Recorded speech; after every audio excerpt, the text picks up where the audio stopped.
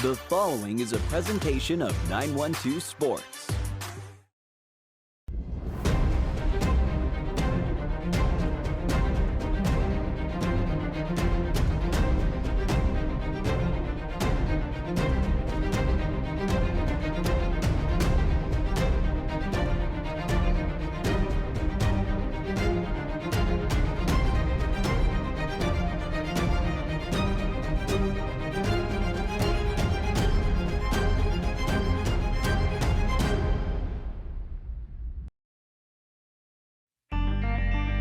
Welcome to On Air with 912 Sports, your number one source for high school sports.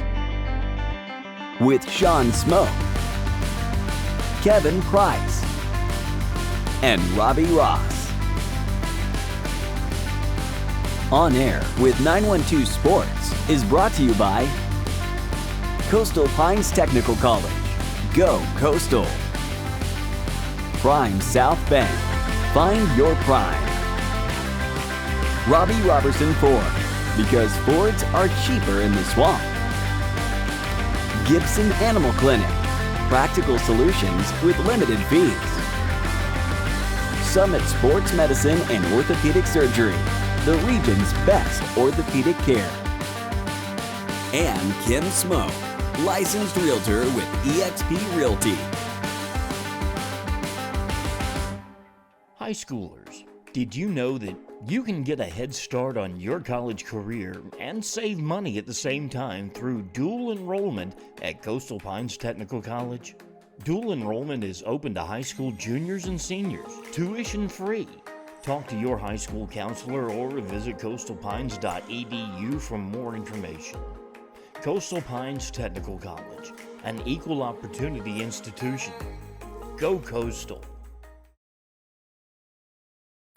It makes sense Prime South Bank would have a great mobile app. Nobody is as mobile as our customers. For a century, they've chased dreams, followed their hearts, took the road less taken, made a new path, taken leaps of faith. At Prime South, offering the latest digital banking, secure pay apps, and new online lending is part of a mobile tradition that goes way back. Life is mobile. So is Prime South. Find your Prime. Member FDIC. Play it loud and rev it up. Robbie Robinson's got trucks built for tough. Make your way to Robbie Robertson Ford in Waycross, where the deals are bigger than ever. Looking for a stylish midsize car, a spacious SUV, or a truck that performs at work and play? Robbie Robertson wants your vehicle and is paying top dollar. Now is the time to buy. Fords are cheaper in the swamp.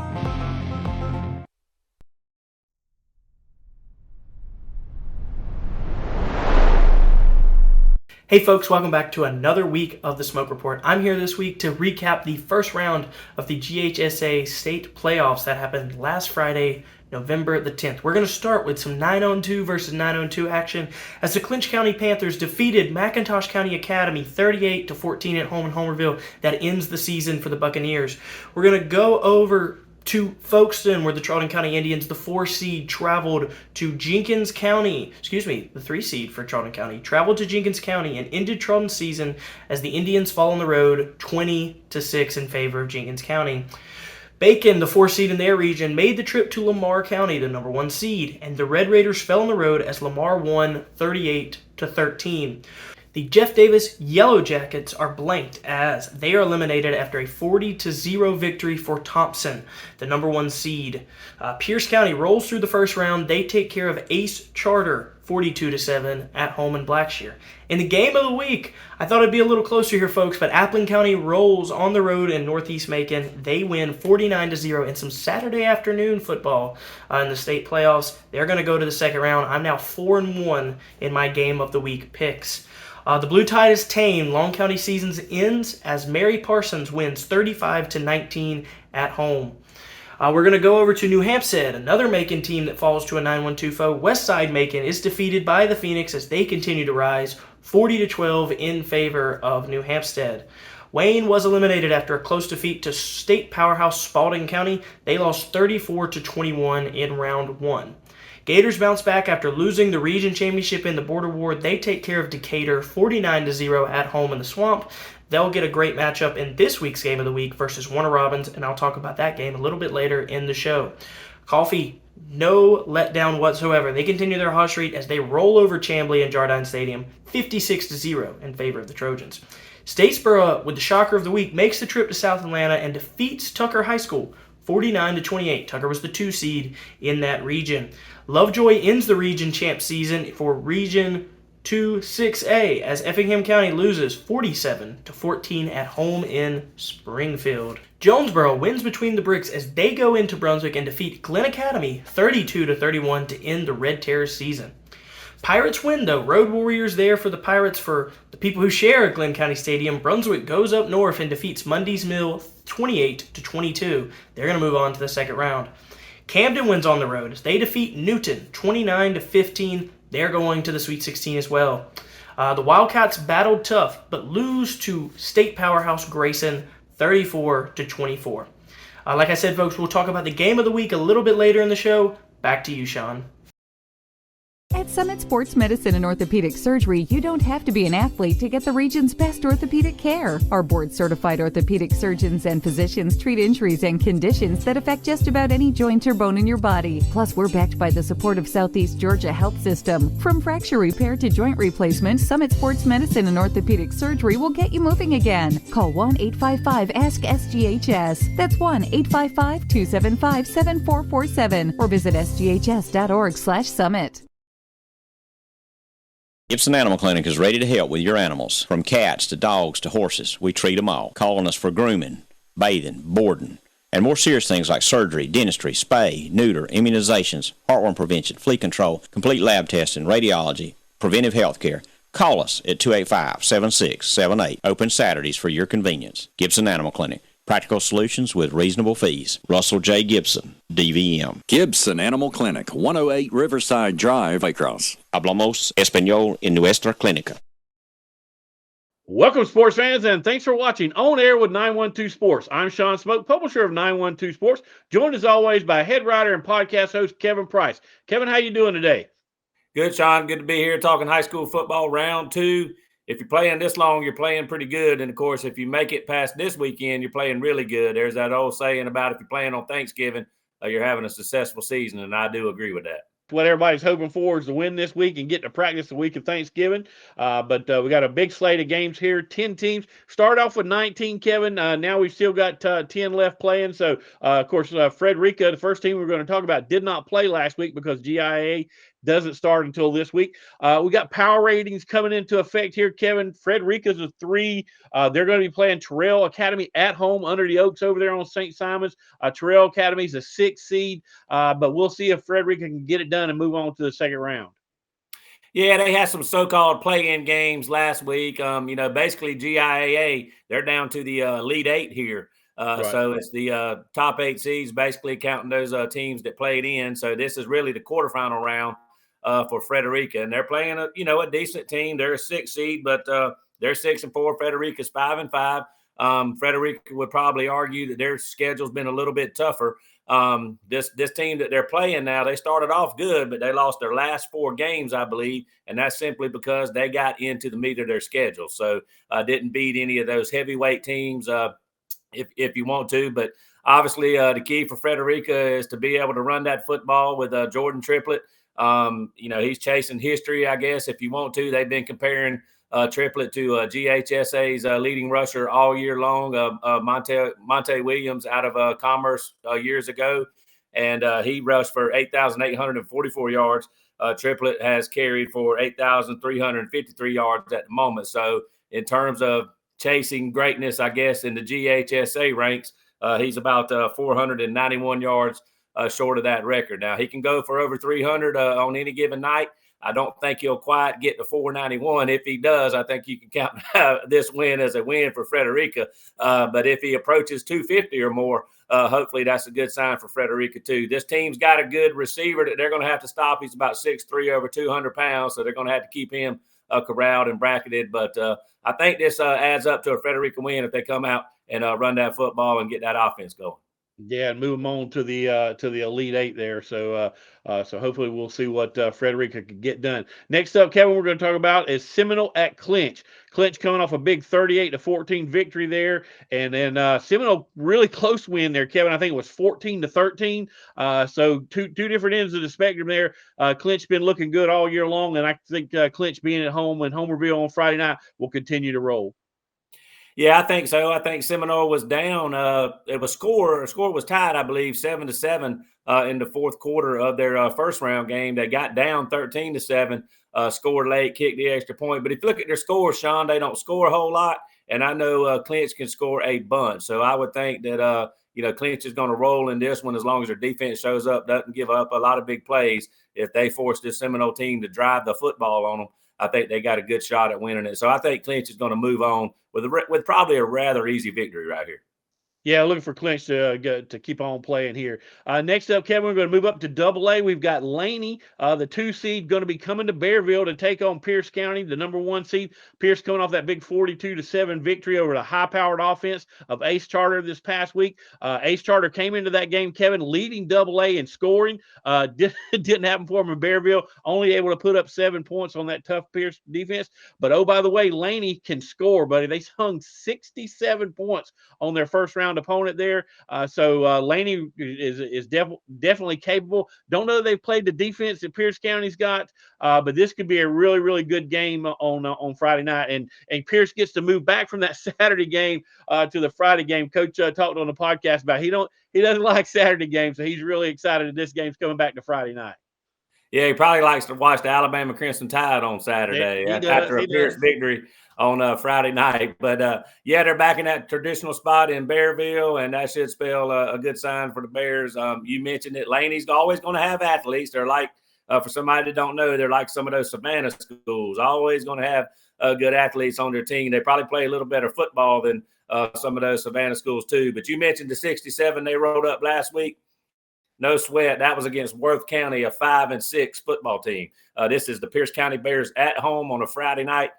Move Pierce on into the brackets, maybe with a little bit of fight early, but I think they dominate late and win the ball game.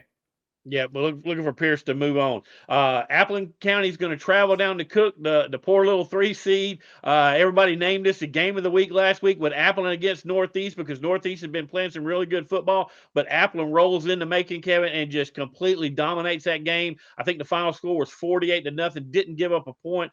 Defense just playing really, really good football. And then Dason Griffin had a great night at quarterback. So, like I said, a big dominant win there for Appleton. Cooks had a good season, had that controversy with some games getting taken away by GHSA and coming back and getting their wins. But listen, none of that's going to help them on Friday night. I think Appleton rolls in this game. Yeah, and that's all good stuff, and that's all ancient history now, particularly as far as Appleton County is concerned. They seem like they got a business-like approach this thing. I thought they would beat that Northeast team, even though they were talented and sported a good record and some good stats. But maybe I was a little bit surprised that they took care of them so easily. Scored as Sean to score in that ball game was 28-0 after the first quarter. So Appleton got off the bus, ready to go. And I think if they keep that same mindset going forward, they're going to be good. Now, this is a better Cook team, I really think, probably across the board anyway, than maybe that team they played last week. But again, still, I think Appleton, if they keep that mojo going, I think they win this one fairly easily as well. I like Appleton to win this game with no worries. Yeah, I think Appleton's got a little chip on their shoulder. They know they should probably be a 1 seed, and they're having to go on the road and play that 3 seed. But I don't think right now they really care. Just put a team in front of us, and we'll move on to the next round. And I think that's kind of like you said, that business type approach, and they're handling their business. But last game we're going to talk about in this segment, Kevin, is the number 2 or 2 seed New Hampstead. It's got to go on the road and play Stars Mill, a 1 seed. But congratulations, that was the first ever New Hampstead playoff win at home. They've had a playoff win, but first one at home this past Friday night, or I'm sorry, Saturday night. So congratulations to those guys. And again, Rayshawn True, Kevin's just playing lights out. 6 touchdowns. You heard me right. 6 touchdowns in the playoff there against that team. I believe it was Westside Macon that they beat this past Friday night. But I think New Hampstead can go on the road, Kevin, and get this thing done at a 1 seed there in Starsville. It's not going to be an easy task, but when you can score in the 40s and 50s every night, you got a shot. No question. I mean, this offense is rolling. I think they're dialed in. The play caller and the players seem to be on the same page. We know Coach Hockman has always done a good job of coaching offensive football, and he's got some weapons there to work with this year, starting with that quarterback who has certainly been hot. Actually, we talked about it before we came on, Sean, led Class 4A in passing yards, and he had a big game last week. This were the NFL. He'd have made some fantasy football managers proud with those 6 touchdowns, 4 passing, 2 rushing. The matchup in this game, Sean, is that New Hampstead offense against this Stars Mill defense. Stars Mill, I think, has only given up as high as or as many as 17 points in their last 6 games. That was the highest point total. 3 shutouts in that run of their last 6 games, including one the other night against Shaw, I think, in the opening round. So I think New Hampstead is going to have their hands full with this Stars Mill defense, but I like the matchup. And again, I'm with you. I think they got a real good chance to go on the road and win again. And Rayshon's just a junior, so Hockman's got to be sitting there thinking about having this guy come back for next season. So they're definitely on a roll, and we'll see if they can move on. But hey, Kevin, let's take a quick break. We'll come back here and wrap up the other 5 games that we've got for the second round of the state playoffs. But you're watching On Air with 912 Sports.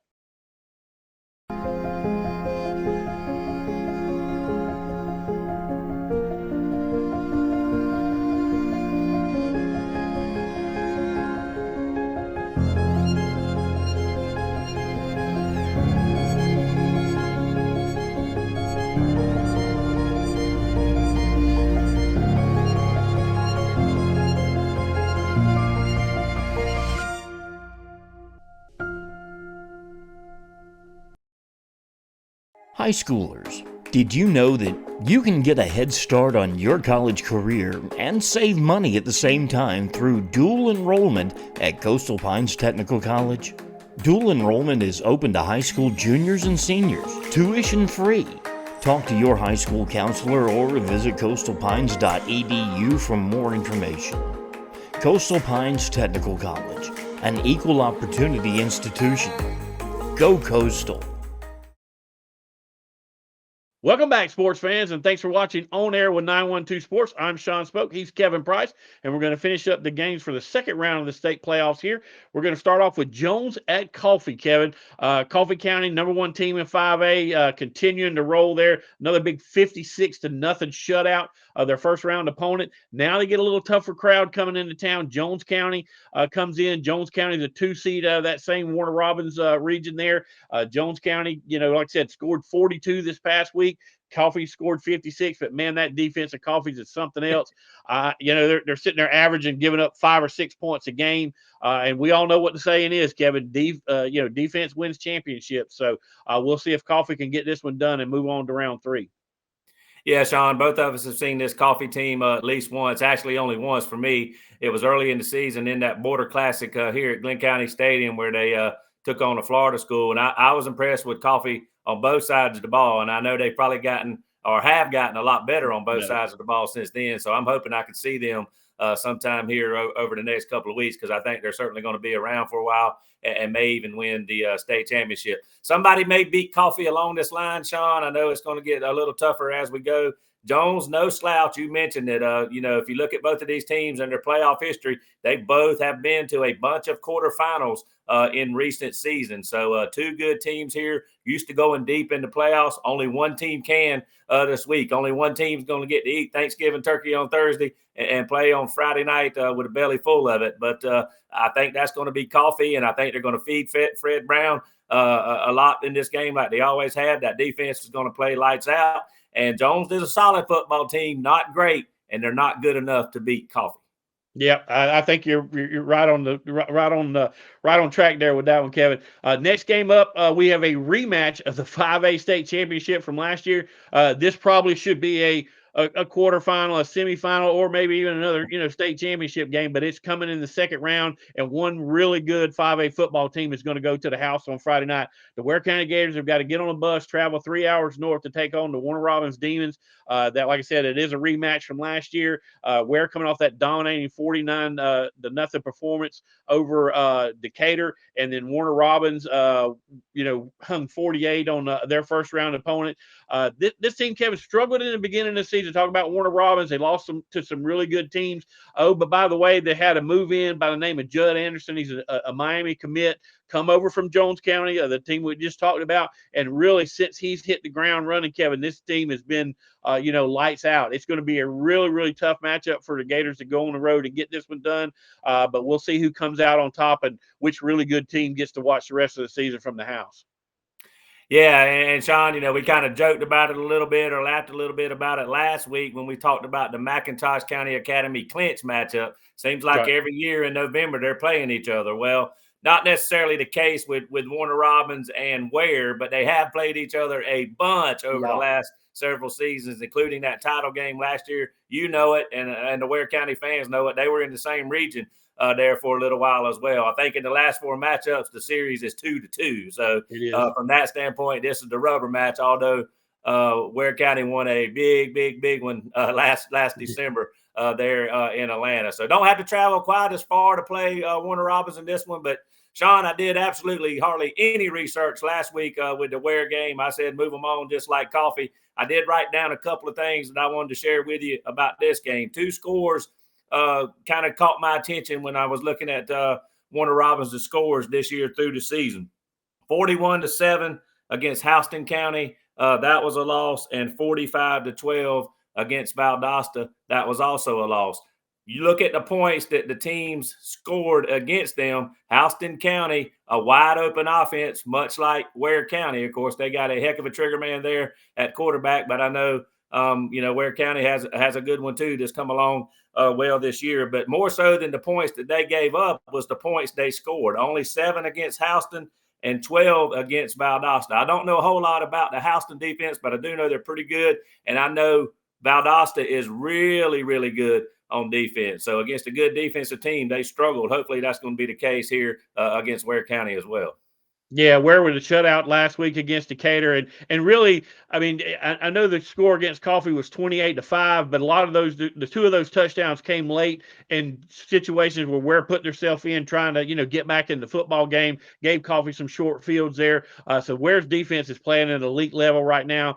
So we'll see if they can go on the road and get it done. And like I said, Kevin, if they are able to go on the road and get it done, this will be the first time in 6 seasons that the Warner Robins Demon Deacons have not played in the 5A state championship. So, like I said, that's a lot riding on the line there. So we'll see how this one turns out. But moving right along, Kevin, we got Statesboro at Harris. And first of all, I want to give a big shout out to Matt Dobson. What a great job of coaching. What a fantastic win for that program, Kevin. This is the first playoff win since 2013 for Statesboro. And to go on the road and to hang 49 points on Tucker is just an amazing coaching job, amazing job by those players. And my hats are off to them. Going to get a tough draw here, having to go to play a number 1 seed here in Harris. But like I said, after last week, I'm not going to doubt the Statesboro Blue Devils. I mean, that was a very, very impressive win to go on the road and get that win against Tucker.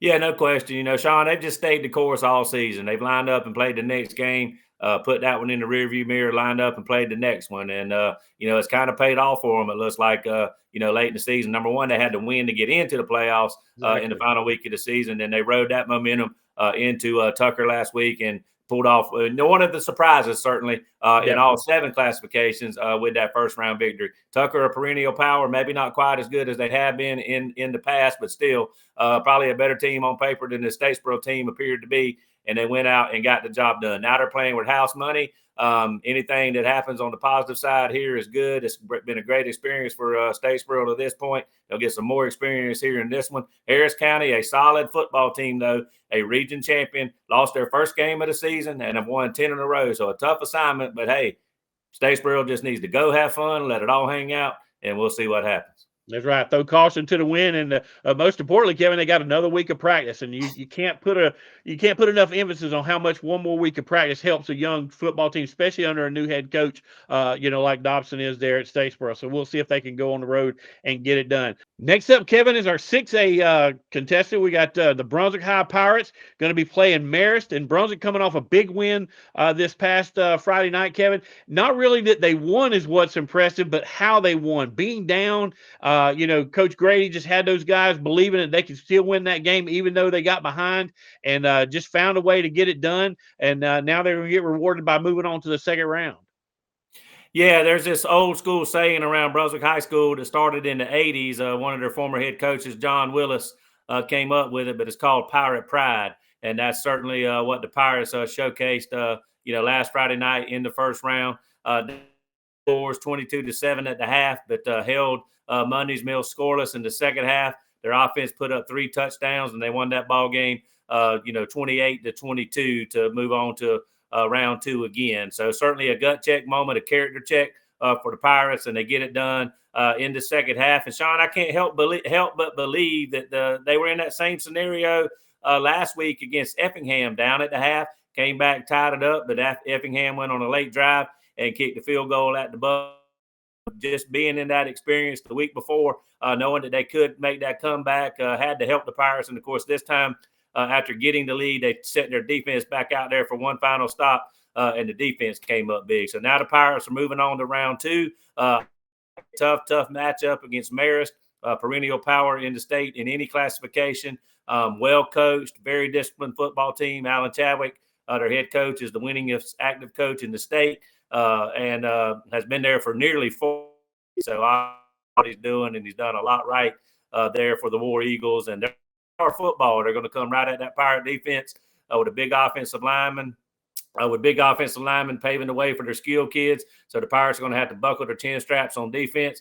Again, I think the key is going to be running the ball against a powerful can do that. That could possibly open up some things in the passing game for their playmakers. Some guys like Terry Mitchell can maybe make some plays on the perimeter in space. And I think that's going to be the recipe for the Pirates, is to somehow use their speed. Yeah, we'll see if they can go on the road and get it done there. Got to make another travel back up to Atlanta for the second week in a row. But another team that's got to do that, Kevin, is the Camden County Pirates, coming off a big top 10 win over the number 7 Newton this past Friday night. They've got to go back on the road, take on McEachern. McEachern struggled early in the season, but I think they've ripped off 7 in a row. But we'll see if Camden can go on the road and get it done on Friday night.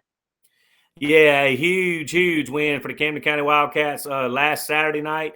A Saturday night special in the 7A playoffs. Newton shares the stadium with another team, so they lost the coin flip for the stadium on a Saturday. And, I didn't know how Camden would respond to that, but the extra day may have given them a little more time to prepare, and it may have hurt Newton. I've already talked to Coach Jeff Aaron for a podcast, and they had a small crowd. Remember, the University of Georgia is not too far away there from Covington. Some of their fans may have been at that game or certainly been in front of the television set.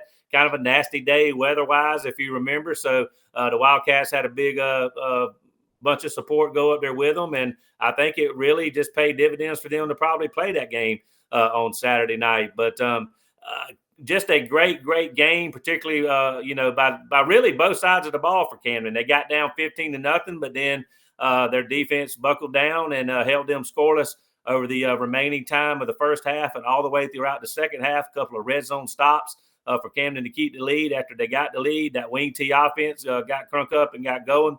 Patented old school Camden County drives. They had the ball for practically the whole third quarter. I think Newton ran 3 plays in the third quarter, Sean, and they were all of a sudden behind because Camden put 2 touchdowns on the board there in the third quarter and I think early in the fourth. So they're getting that wing T offense going. It's starting to look like Camden County of old.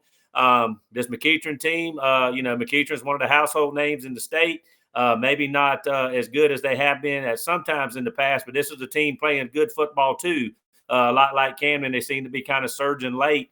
They lost their first 4 against really, really good teams. They lost to Brookwood. They lost to Langston Hughes. They lost to Douglas County.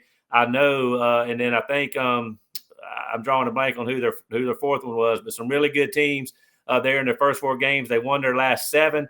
So they're playing with a lot of confidence. But I think, Sean, this is a winnable game for Camden again. They got to make that road trip up there to the metro area. But I think if they run out of gas anywhere late in the ball game, hopefully they can turn up the adrenaline and get out of there with a win. But I think this is certainly a favorable matchup for the Wildcats. It looks pretty good on paper, and I think if they go up there and execute and play well on both sides of the ball, they can get it done again. And they've got confidence now, Sean.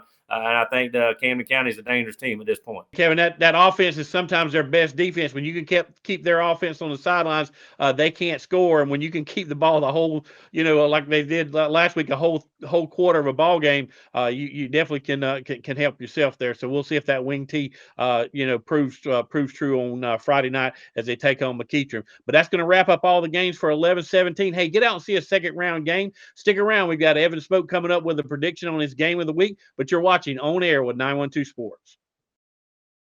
At Summit Sports Medicine and Orthopedic Surgery, you don't have to be an athlete to get the region's best orthopedic care. Our board-certified orthopedic surgeons and physicians treat injuries and conditions that affect just about any joint or bone in your body. Plus, we're backed by the support of Southeast Georgia Health System. From fracture repair to joint replacement, Summit Sports Medicine and Orthopedic Surgery will get you moving again. Call 1-855-ASK-SGHS. That's 1-855-275-7447 or visit sghs.org/summit. It makes sense Prime South Bank would have a great mobile app. Nobody is as mobile as our customers. For a century, they've chased dreams, followed their hearts, took the road less taken, made a new path, taken leaps of faith. At Prime South, offering the latest digital banking, secure pay apps, and new online lending is part of a mobile tradition that goes way back. Life is mobile. So is Prime South. Find your Prime. Member FDIC.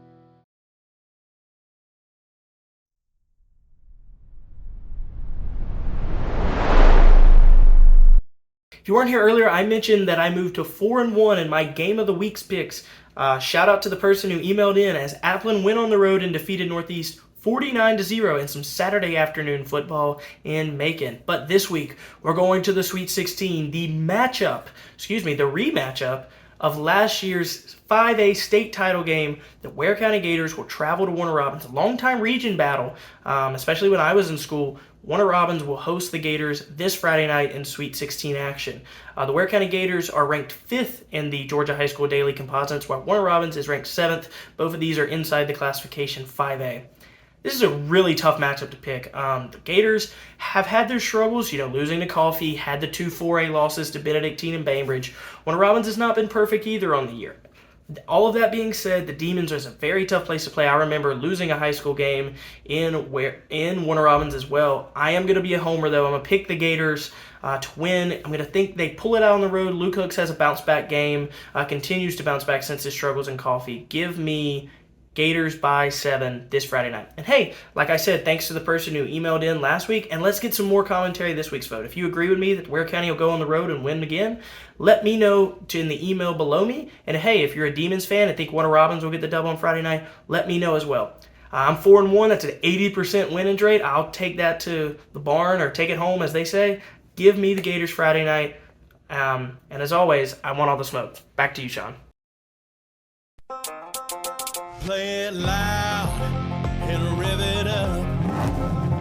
Robbie Robinson's got trucks built for tough. Make your way to Robbie Robertson Ford in Waycross, where the deals are bigger than ever. Looking for a stylish midsize car, a spacious SUV, or a truck that performs at work and play? Robbie Robertson wants your vehicle and is paying top dollar. Now is the time to buy. Fords are cheaper in the swamp. Gibson Animal Clinic is ready to help with your animals. From cats to dogs to horses, we treat them all. Calling us for grooming, bathing, boarding, and more serious things like surgery, dentistry, spay, neuter, immunizations, heartworm prevention, flea control, complete lab testing, radiology, preventive health care. Call us at 285-7678. Open Saturdays for your convenience. Gibson Animal Clinic. Practical solutions with reasonable fees. Russell J. Gibson, DVM. Gibson Animal Clinic, 108 Riverside Drive, Waycross. Hablamos español en nuestra clínica.